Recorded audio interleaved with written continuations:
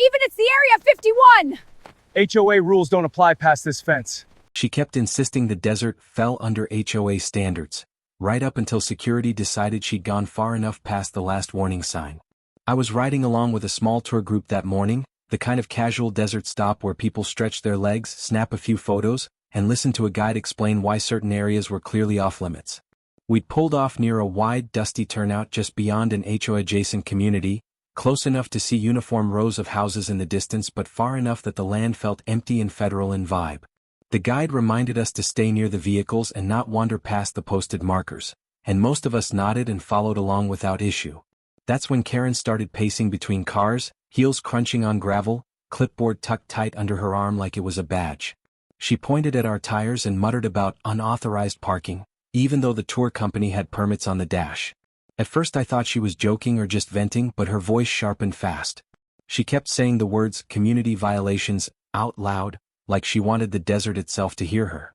A couple of people exchanged looks, already uncomfortable, while the guide tried to redirect attention back to the scenery. Karen zeroed in on the fact that some cars weren't lined up perfectly, claiming it disrupted approved access patterns. She asked who was responsible for supervising the group, and when the guide answered, she interrupted to explain she sat on the HOA board back home. She said it the same way people say they're a judge or a doctor, expecting the title alone to change the room. Out here though, the room was miles of sand and scrub, and nobody seemed impressed. We shifted positions slightly, moving closer together near the lead vehicle as the guide suggested we wrap things up early. That should have been the end of it, but Karen followed, still talking, still jotting notes. She warned the guide that license plates could be reported later, even if enforcement didn't happen on site. The tension climbed, not loud yet, but thick like static before a storm. I noticed the guide quietly tap his radio and lower his voice, signaling something up the chain.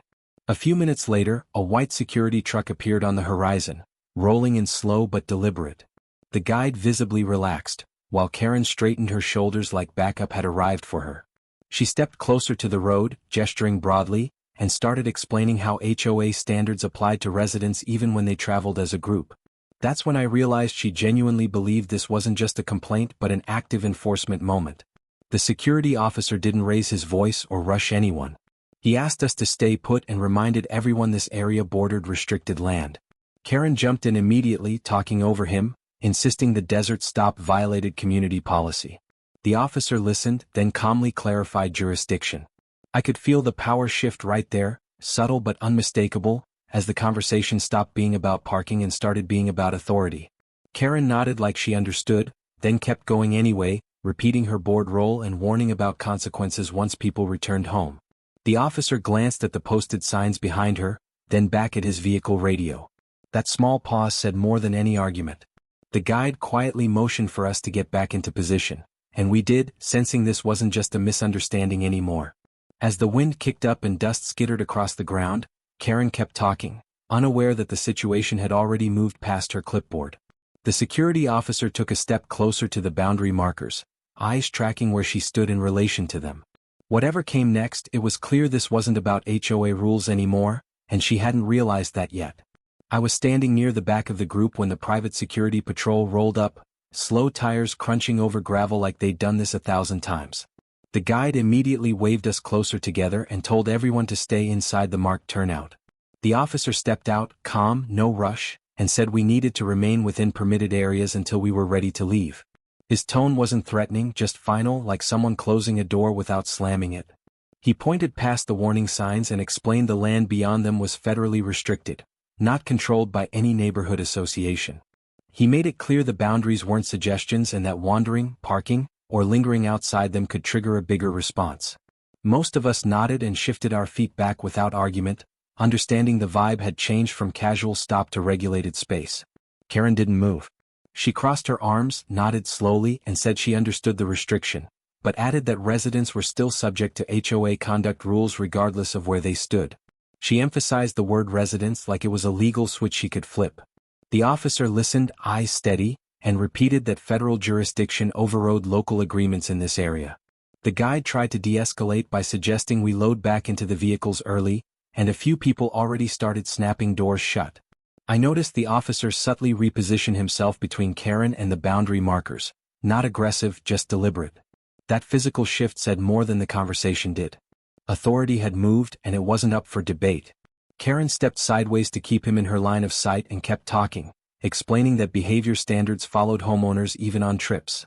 She warned that reports could be filed later once everyone returned. The officer didn't argue her interpretation. He simply stated that interference with access control would not be tolerated. His hand rested near his radio not as a threat, but as a reminder of what came next. Another security vehicle appeared farther down the road, stopping at an angle that blocked the turnout exit just enough to get attention.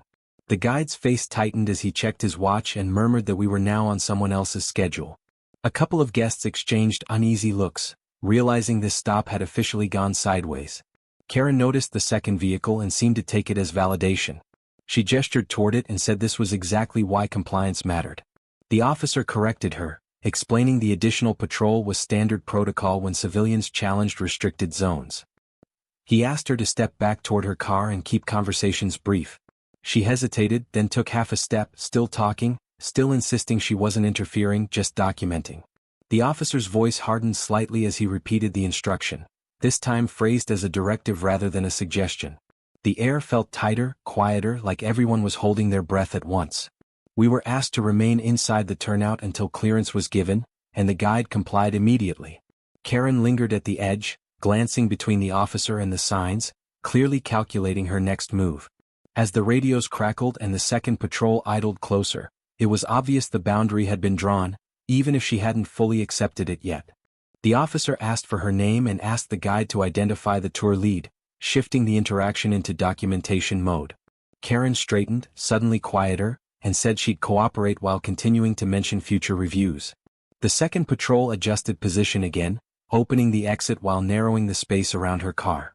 We were told to stay put until instructions changed and the guide nodded.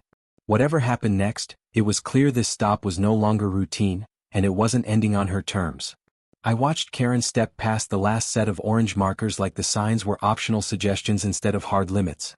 She held her phone up and started snapping photos of license plates, narrating under her breath about documentation and compliance.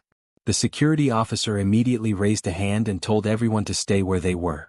That froze the group in place, engines idling, doors half open, the desert suddenly quiet except for wind. She claimed she wasn't crossing any boundary, just recording vehicles associated with the HOA trip. The officer responded that the markers defined the boundary, not her intent, and asked her to step back. She didn't. Instead, she pivoted and said HOA oversight followed residents wherever they traveled as a group, especially when conduct reflected back on the community. The guide shifted closer to the officer, signaling alignment without saying a word. Another patrol rolled forward a few feet, blocking the dirt spur behind us. The officer keyed his radio and reported a civilian disregarding posted restrictions. Movement stopped completely, nobody loaded up, nobody wandered. Karen kept her phone up, panning slowly, then pointed it toward the signs like she was building a case. The officer told her to lower the device and return to her vehicle. His voice stayed even, but the phrasing changed from advisory to instruction. She argued again, louder this time, that HOA bylaws required incident records and that she was authorized to collect them. The officer corrected her, stating authorization here came from federal land managers and security protocols. He asked for her name and requested she stand by her car. She took a step sideways instead, angling for another photo, and that was when the second officer exited his vehicle. He positioned himself between Karen and the restricted area, close enough to narrow her options. He didn't touch her or raise his voice, he simply reduced space. The guide quietly told us to stay put and keep hands visible, which felt dramatic but made sense given the escalation. Karen finally lowered the phone, then raised it again to record the officers, announcing she would be filing complaints. The first officer stated recording was permitted from the turnout only and repeated the order to step back. He added that continued interference would result in detention for trespass investigation. That was the first time consequences were spelled out. Karen laughed once, sharp and short, and said detention wouldn't stick because she was enforcing community standards. The second officer asked for identification and pointed to her vehicle. She hesitated, then said her ID was in the car and took 2 steps toward it. Everyone relaxed a notch until she veered off to photograph another bumper. The officers exchanged a look and the first one radioed again, this time requesting supervisor guidance. The patrol lights clicked on without sirens, a visual cue that the situation had shifted lanes. We were instructed to remain stationary while they addressed the interference. The guide complied instantly and waved us back from the edge. Karen protested that she was being targeted for doing her job, insisting residents expected accountability. The second officer told her to stop moving and place the phone down. She paused, clearly weighing compliance against pride. When she didn't comply, the first officer stepped closer and repeated the command, slower and clearer. He explained she was now the focus of the stop due to repeated boundary violations. Her tone softened as she asked what would happen next. The answer was brief. A supervisor would arrive, and until then no one would move. As the wind kicked up dust and the patrol vehicles idled, it was clear the tour was on hold, and whatever came next would be formal. Sirens were absent, but authority wasn't, and the pause felt like the last calm before paperwork and decisions. The radios picked up fast, that clipped back and forth tone you hear when something routine turns official. One officer stepped a few paces away and spoke into his shoulder mic, giving location, situation, and the phrase non-compliant civilian, loud enough for anyone nearby to catch. That alone shifted the vibe. This wasn't a warning anymore, it was a report. The desert felt smaller once those words were out there. We were told to stay exactly where we were, no loading up, no wandering, no photos. Our guide backed that up right away, hands out, calm voice, saying it was just procedure and we'd be moving again once it cleared. The vehicles stayed parked in a loose line, dust settling around the tires. Nobody argued, mostly because the officers weren't asking, they were directing. Karen didn't seem to register the change. She kept talking, explaining how HOA standards followed residents anywhere they went, how documentation protected the community, how she dealt with situations like this before. She aimed her words at anyone who'd listen, including the officers, but they stopped engaging beyond short instructions. One of them shifted his stance, feet planted wider, eyes tracking her hands instead of her face. Another radio crackled, then another, overlapping signals from somewhere out of sight. A patrol unit repositioned closer to the access road, blocking the route back toward the highway. That cut off movement in a way that felt deliberate, like the perimeter had just tightened. Karen noticed the vehicle but misread it as backup for her point, nodding like she'd been proven right. The officer nearest her told her to remain still and keep her phone down. She responded by launching into a longer explanation about liability and resident conduct. He didn't interrupt. He waited until she paused, then said her name once, clearly, and asked her to listen. He explained that her actions were being documented as interference on restricted land and that continued talking wasn't helping her situation. The guide leaned over to me and said quietly that this was already past casual territory. That was confirmation without drama. A clipboard came out from one of the patrol vehicles, and notes started getting written. That detail hit harder than raised voices would have. Paper means follow-up. Paper means names attached to actions. Karen kept pacing in a small half-circle, careful not to cross the markers again but still refusing to stand where she was told. She asked who she could call, then answered herself by saying the HOA president would straighten it out. The officer replied that any calls could wait until a supervisor arrived. That shut down the conversation lane she was trying to open. We were asked to show our IDs to the guide, not to security, just to confirm everyone accounted for. That was another procedural step, quiet but serious. It reframed us as a managed group under instruction rather than tourists on a stop. Karen didn't notice. She was still arguing principles while the situation moved into logistics. A new voice came over the radio, deeper, more measured, asking for a status update. The officer summarized it in 10 seconds, concise and clinical. While that happened, Karen stepped closer again, trying to add context. She was told to stop where she was. This time she did, but her mouth kept going, insisting she was being misunderstood. The patrol lights stayed on, steady and bright against the sand. Wind picked up, rattling loose gravel and flapping jackets. No one laughed anymore. Phones were away. Whatever this had started as was gone. It had turned into a controlled scene with a timeline we weren't setting. When the officer finished the radio exchange, he looked directly at Karen and told her a supervisor was en route to assess next steps. Until then, she was to remain where she stood and refrain from further commentary.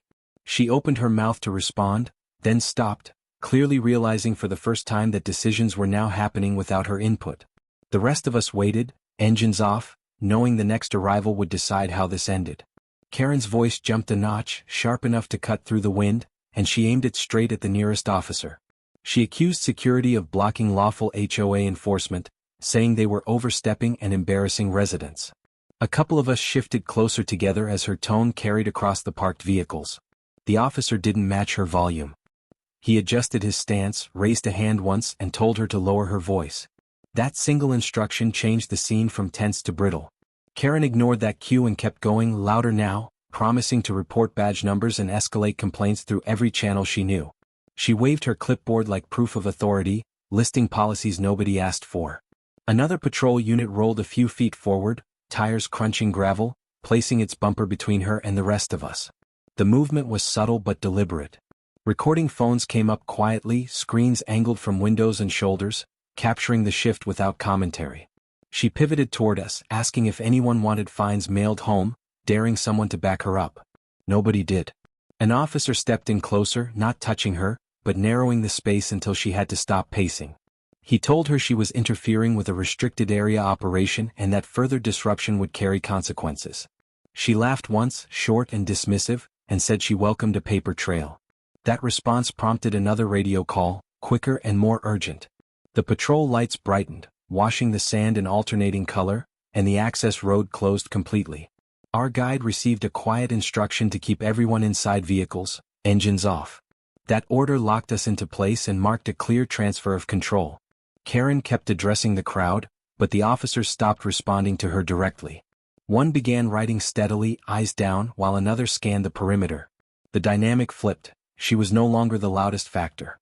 She noticed the pens and radios at the same time and tried to reframe the moment, claiming harassment and threatening lawyers. A supervisor's vehicle arrived from the far side of the road, stopping at an angle that boxed her in.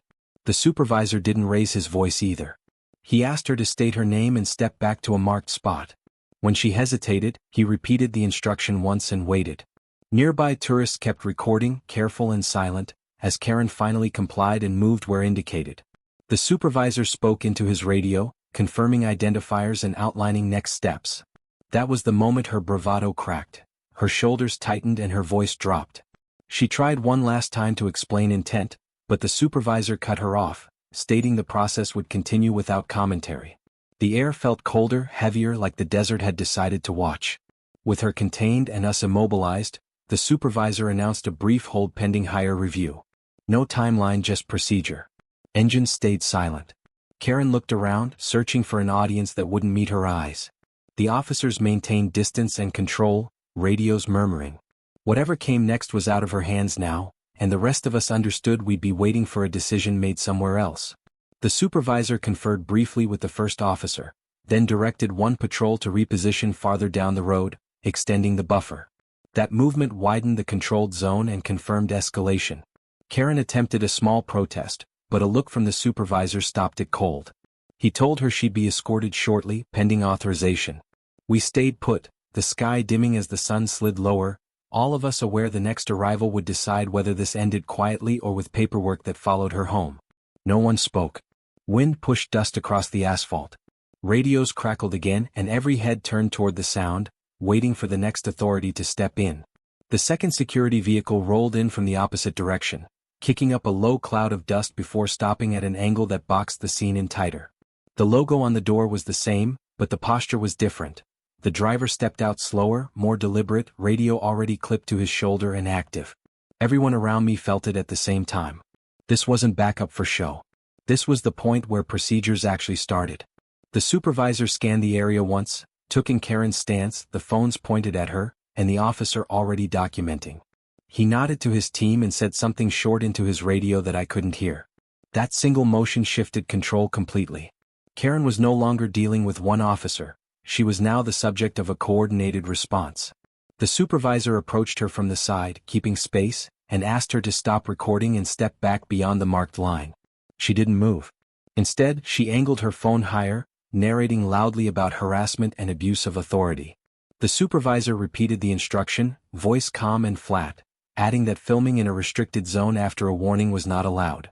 He pointed to the signage behind her, then to the ground where she was standing. That clarity should have ended it, but she shook her head and said she had a duty to maintain order. The supervisor didn't argue the claim. He shifted tactics. He told her she was interfering with a secured operation and that refusal to comply would escalate the response. While he spoke, one officer repositioned behind her, not touching, just closing the space. Another stepped toward us, asking everyone else to remain in place and keep devices lowered. That moved the audience out of her control and cut off the feedback she was feeding on. Karen tried to pivot again, saying she was being targeted because of her HOA role and that residents had expectations. The supervisor cut her off mid-sentence, stating clearly that her role was irrelevant here. He asked for her identification and told her to stop filming immediately. She hesitated just long enough to make it clear she was deciding whether to defy him. The moment stretched, uncomfortable and quiet. When she refused again, the supervisor turned away from her and spoke into his radio, requesting a formal compliance stop. That phrase landed heavy. 2 officers shifted their footing, widening their stance, hands visible but ready. Karen finally lowered the phone a few inches, still recording audio, still talking. The supervisor told her to power it down and place it on the hood of her vehicle. She laughed once, nervous now, and said she wasn't obligated to follow unlawful orders. That sentence triggered movement. One officer stepped forward and pointed to the vehicle, instructing her to walk with him. The supervisor explained that she was being temporarily detained for failure to comply pending higher authorization. He didn't raise his voice, didn't rush, just laid out the process as if reading steps off a checklist. Karen's tone changed fast. She protested the word detained, saying she hadn't done anything wrong. The supervisor responded by directing her toward the vehicle anyway. She stalled, asking for names and badge numbers. He gave his name, clearly, then told her she could ask further questions once she was where she was instructed to be. That ended the discussion. She finally moved, slow and rigid, escorted on both sides without being touched. The rest of us were told to stay put while the supervisor updated command. The space she'd occupied was cleared, and cones were placed where she'd been standing. That physical change locked in the escalation. This was no longer a warning phase. As Karen was positioned beside her vehicle, the supervisor informed her that additional authorities were being notified due to the location and her actions. He said it like a fact, not a threat. She went quiet after that, staring past him into the desert. Radios crackled again and every officer checked in almost at once. The supervisor looked back toward us and announced there would be a brief hold while the next unit responded. No timeline, no explanation beyond that. Karen leaned against the hood, phone dark now, finally realizing she wasn't directing anything anymore. Whatever came next was already in motion, and the way the officers waited made it clear it wouldn't be optional. Security didn't waste time once Karen was positioned away from the rest of us. The supervisor stepped a few paces off and spoke quietly into his radio, using clipped language that sounded procedural, not emotional. Within seconds he was confirming coordinates and referencing jurisdiction markers I hadn't noticed before. That was the moment it became obvious this wasn't just about one loud civilian anymore. The situation had moved up a tier. Another officer approached our group and told us we'd be staying put while they verified authority boundaries. We were asked to remain behind a temporary line marked in the dirt, phones down unless instructed otherwise. That physical separation mattered. Karen was no longer part of us and we were no longer part of whatever she thought she was running. The tour guide backed off entirely, hands visible, clearly deferring to security now. Karen was led farther from the vehicles to a shaded area beside the second patrol unit. She tried to keep talking as she walked, but the officer with her didn't engage. He guided her to stand near the bumper and asked her to provide identification. When she started explaining again, he stopped her and said questions would come after verification. That shut the conversation down fast. While one officer handled her, the supervisor returned to us and explained that higher command had been notified due to a potential misrepresentation of authority near restricted land. He didn't mention her name, but everyone knew who he meant. He said it evenly, like he'd said it 100 times before. A few people exchanged looks, the mood shifting from awkward to serious. Karen raised her voice from across the lot, demanding to know why she was being isolated. The officer with her replied that she wasn't under arrest but was being temporarily separated due to her actions. He asked her to stay where she was and refrain from approaching others. She scoffed, but she stayed put, arms crossed, posture stiff. The supervisor got back on the radio and confirmed jurisdiction lines again, referencing federal land, buffer zones and posted signage. Whatever Karen had believed about HOA reach was officially irrelevant now. I could tell by the supervisor's tone that command had already given a clear answer. The decision wasn't being debated, it was being documented. A few minutes later, another call went out, this one flagged as administrative. I caught the phrase property management entity, and realized HOA management was being looped in. That was a big shift. This wasn't just Karen explaining herself anymore. Her organization was now being notified because she'd claimed authority she didn't have. That consequence landed quietly but heavy. Karen's demeanor changed when she noticed the length of the call. She asked if she could rejoin the group. The officer told her no and said questioning would continue once confirmation came back. She tried to argue that she was acting in good faith. He responded that intent didn't change jurisdiction. Short, clean, final. The rest of us were told we could sit on the edge of the lot while things wrapped up. That relocation moved us farther from Karen physically and mentally. The desert felt quieter without her voice cutting through it. Phones stayed mostly down now. This had stopped being entertainment. The supervisor returned again and spoke directly to Karen, explaining that HOA management had been flagged for potential misrepresentation and that her statements would be included in a formal report. He said it calmly, almost politely. Karen asked what that meant. He replied that it meant command would decide next steps, not her. She went silent after that. No more talking, no more gesturing. Just standing there, staring at the ground, finally realizing the situation was bigger than a clipboard and a badge. Radios crackled again as confirmation came through, though we couldn't hear the details. The supervisor nodded once, then turned toward another officer and gave a brief instruction. Karen looked up, trying to read faces. Whatever was about to happen wasn't going to be handled on her terms. The way security repositioned made it clear the process wasn't over yet, and the next move would come from higher up, not from the dirt lot we were standing in. An officer stepped closer to Karen, keeping his voice low but firm, and explained that the area we were standing near fell under restricted federal control. He said interference here wasn't a local ticket issue, it was a federal matter, and consequences scaled fast when warnings were ignored. Karen nodded too quickly, smiling like she'd found a reset button, and said she'd misunderstood the boundaries. She pointed back toward the dirt road, insisting she thought the signs were advisory, not enforceable, and that she'd only been trying to keep things orderly. The officer didn't argue. He shifted his stance so his body blocked her line toward the group and asked for clarification about her photographing vehicles beyond the markers. She answered with a practiced tone, claiming documentation was routine for her role and that she'd stop immediately. Another officer joined them, tablet in hand, and asked her to confirm her name and affiliation. That change pulled the moment out of debate and into process. Karen's voice softened as she tried to reframe everything as a misunderstanding between neighbors. She said she never intended to interfere with security and suggested they could all just walk back together. The first officer responded that the documentation was already underway and that walking away wasn't an option anymore. He asked her to remain where she was while they completed notes. Her shoulders dropped a notch.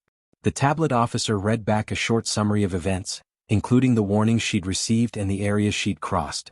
Hearing it listed out hit different. Karen interrupted once to correct a detail, then stopped herself when the officer said corrections would be added at the end. That small procedural line drew a boundary she couldn't talk through. The power had shifted from conversation to record. A supervisor approached and confirmed that restricted area interference carried federal consequences, even without malicious intent. He explained it calmly like a safety briefing, emphasizing that intent didn't erase impact. Karen tried another pivot, saying she'd relied on HOA guidance and believed her authority extended with residents. The supervisor replied that no private association superseded federal jurisdiction, especially here.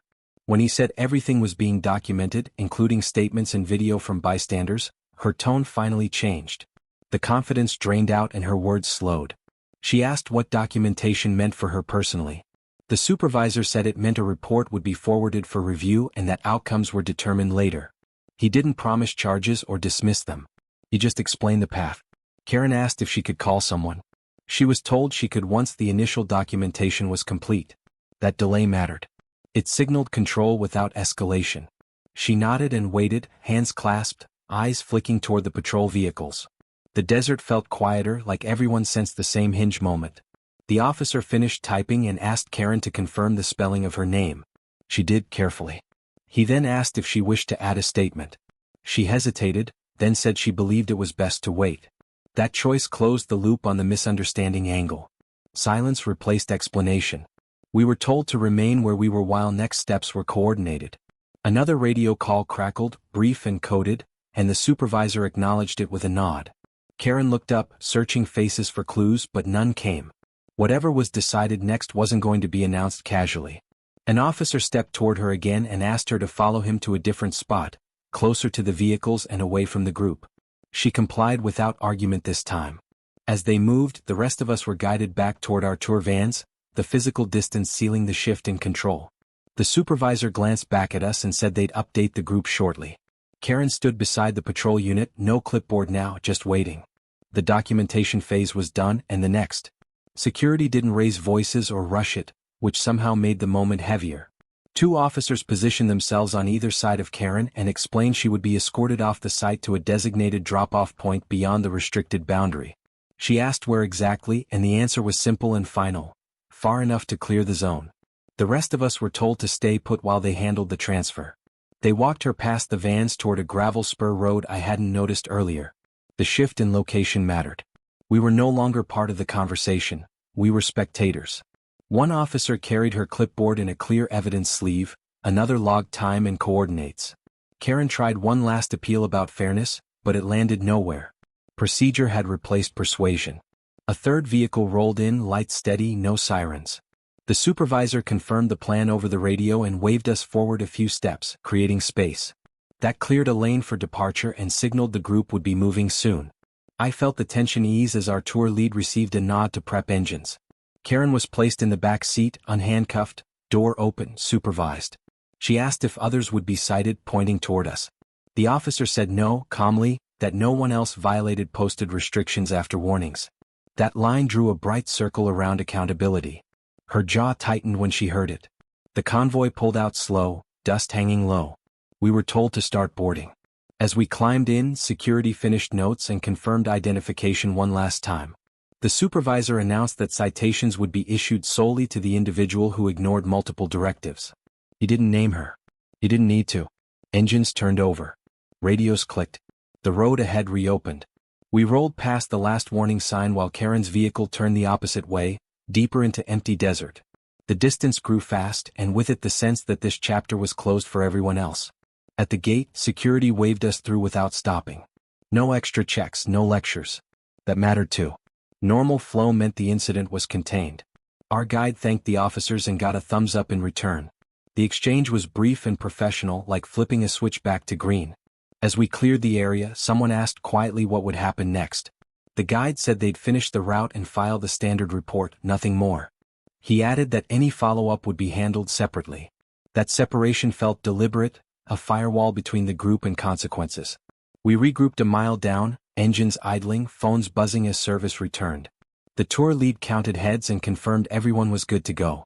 No delays remained, no penalties attached to us. The only paperwork belonged to the person who couldn't stop pushing. Ahead, the highway shimmered. Behind us, dust settled where the spur road disappeared. I kept thinking about how fast authority snaps into place when lines are crossed. The quiet after the engines leveled off felt temporary, like something else was about to break the silence. Before the radios went silent, a short burst came through from security, asking for confirmation on the drop-off transfer completion. Our driver slowed, listening, and the answer came clipped in official. The supervisor said paperwork would follow and that additional review might be required. No details, no timeline. The driver glanced back at us and shrugged, then merged. That unfinished note hung in the air. We moved on, but whatever was next for Karen clearly wasn't done. Up ahead, headlights cut a path through the dark, and the desert swallowed the last trace of the scene. Nobody spoke. The sense was that consequences travel slower than convoys, and we'd only outrun them for now. That reality followed us. The follow-up didn't come fast, but it came clean. 2 days later, a notice hit everyone's inbox from the HOA board, stamped with a date and a tone that felt carefully lawyered. It said the association had no involvement with the incident near the restricted area and didn't authorize any individual to act on its behalf outside community boundaries. The message shifted responsibility in one clean move, putting distance between the board and what had already become a problem with teeth. By that afternoon, the same notice was printed and taped to the clubhouse door. That mattered because it meant the board wanted eyes on it, not just clicks. Neighbors lingered to read it twice, some snapping photos, others shaking their heads. The board didn't name names, but everyone knew who it was about. Silence can be loud when context fills the gaps. A day later, Karen's name disappeared from the enforcement contact list on the HOA website. The change wasn't announced, it was just there, a quiet update that carried weight. Her email alias bounced. The compliance phone number rerouted to management.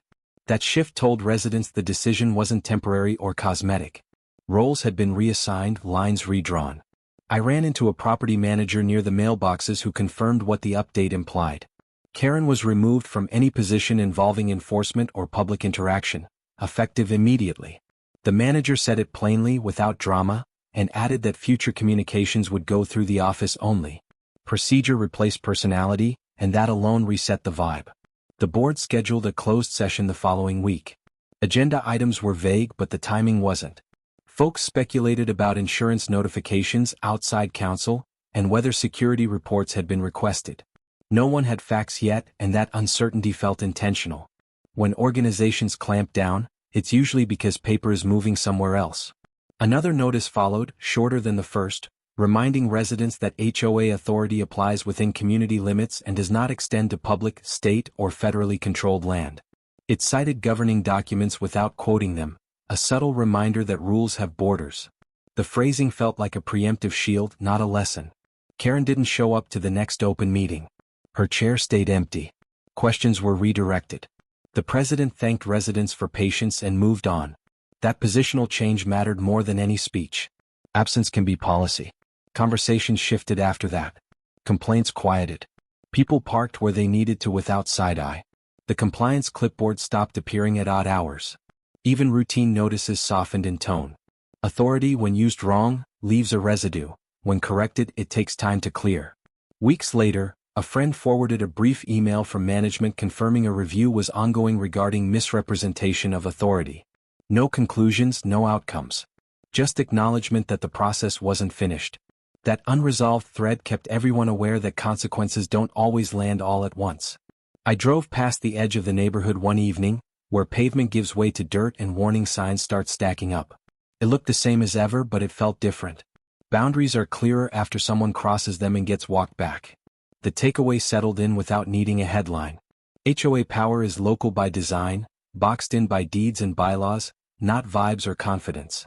It ends at the neighborhood line, not the desert horizon. Beyond that, other rules apply, enforced by people who don't argue about clipboards. What happens next for Karen wasn't public, and maybe it never will be. Reviews take time. Records travel. Decisions get made behind doors that don't post notices. The only thing certain was the shift itself. The association drew its line, security enforced theirs, and the space between them is where this story finally stopped, at least for now. Alright, now I want to hear from you. Do you think she was completely out of the line here? Or do you believe authority sometimes goes too far? Drop your take in comments, I read every single one.